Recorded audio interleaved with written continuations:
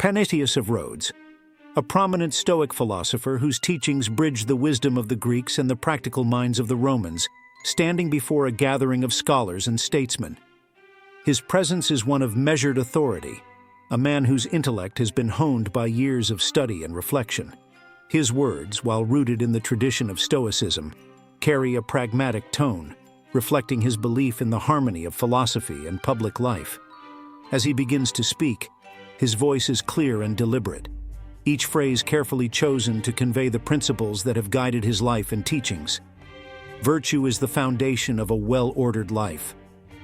With a dignified air, Panaetius begins, his words reflecting the core of his belief. At the heart of all that is good and just lies virtue, the bedrock upon which a life of integrity is built. To cultivate virtue is to align one's soul with the natural order, creating a life that is both harmonious and fulfilling. Without this foundation, all other pursuits are hollow.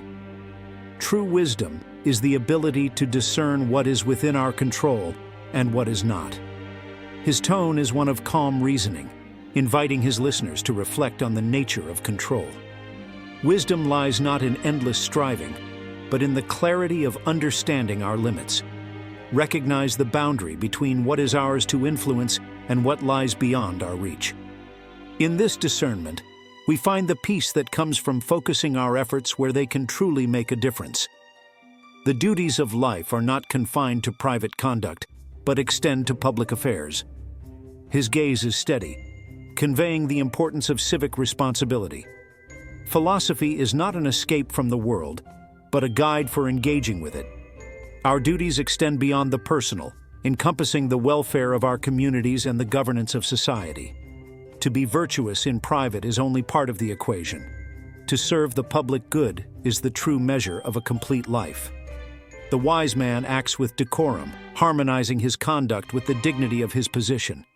With a composed voice, he speaks to the importance of propriety in all things.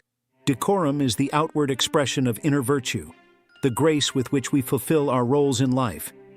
Whether as leaders, citizens, or friends, we must carry ourselves with a dignity that reflects the seriousness of our duties and the respect we owe to others. In this harmony of behavior and position lies the true art of living well. Philosophy should be applied to life, not merely contemplated. A note of pragmatism underlies his words, stressing the practical nature of philosophy.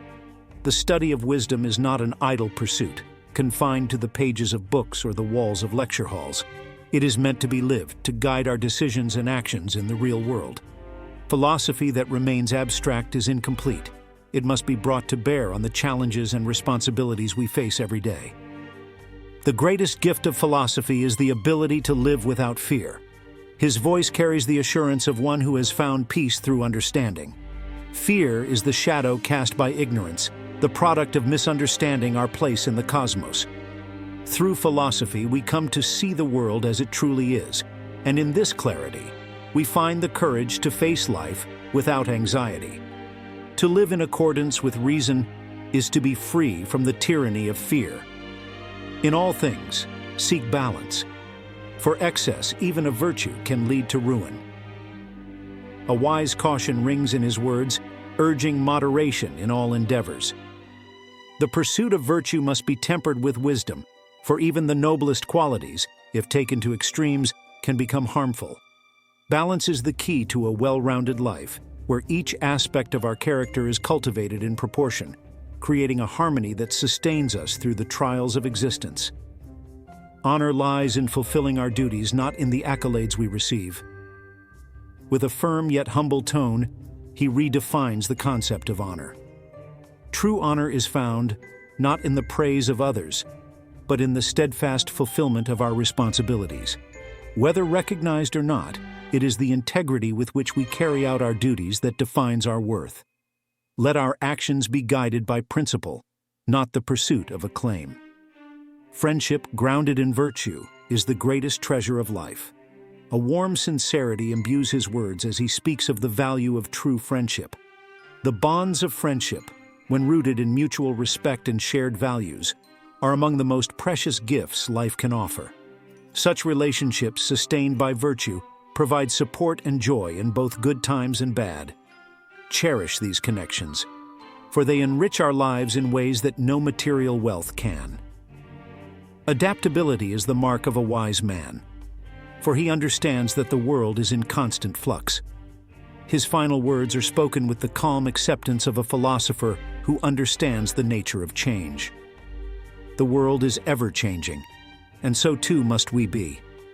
The wise man is not rigid but flexible, able to adjust his course in response to the shifting tides of fortune. In this adaptability, he finds strength, for he is not thrown off balance by the unexpected, but meets it with grace and composure. As Panaetius concludes, a thoughtful silence fills the air. His words, a blend of Stoic philosophy and practical wisdom, resonate deeply with his audience.